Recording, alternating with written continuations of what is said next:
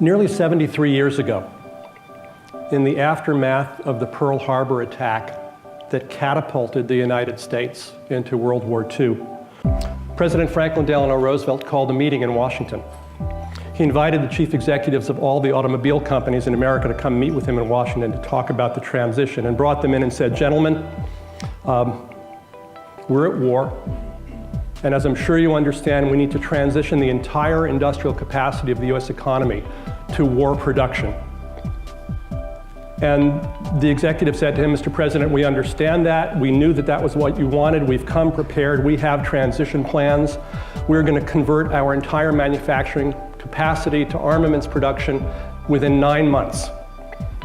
And President Roosevelt looked at them and said, "You don't understand.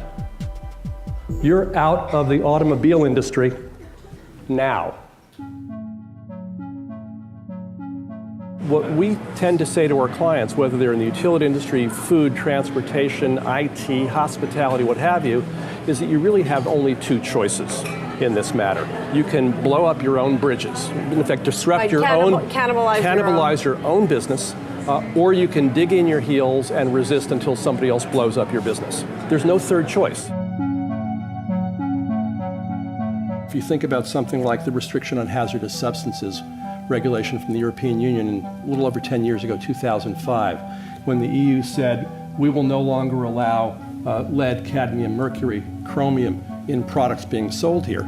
At that time, half of the global electronics industry was not prepared to comply with the European regulations. 1/3 of the industry's global market. We did a piece for the Wall Street Journal back in that year arguing that this was not just an environmental concern, but actually a violation of these companies' duty to their shareholders. Why? Because they weren't prepared for a major economic impact that they could see coming. We asked the question of where is this value stream leaking? And people at first didn't understand, but then started to think and recognize, oh, like this is an efficiency question. 2 weeks later, I got a call from the global head of strategic planning for the $6 billion global manufacturing company, and he said, we've got a number. I thought, cool. He said, you'll be interested to know that it was not a large number. And my brain just started to race, figuring out how could that possibly be? And he must have done stand-up comedy because he waited the requisite 2 beats, and he said, it was a massive number. I asked him, how massive? He said, about as big as our total global revenue. Okay? Let that sink in. There's huge opportunity here.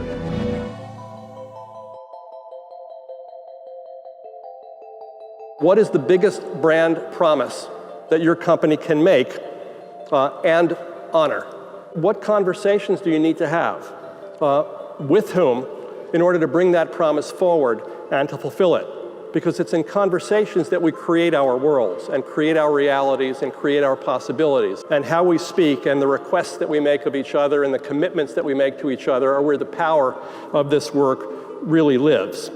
So that's the invitation here. We're actually all of us in the business of creating a future, whether we think about it in that way or not. Every decision we make as businesses and as customers, every investment we make as investors, every time we put some money on the counter to buy something, we're voting for a future. We're driving a chain of events that gives us a world. And we have the opportunity to choose the kind of world that we want and to create it through enterprise, through intelligent investment, grounded in the concerns that we share to produce businesses and economies that serve those goals. That's the opportunity that we have before us. Thank you.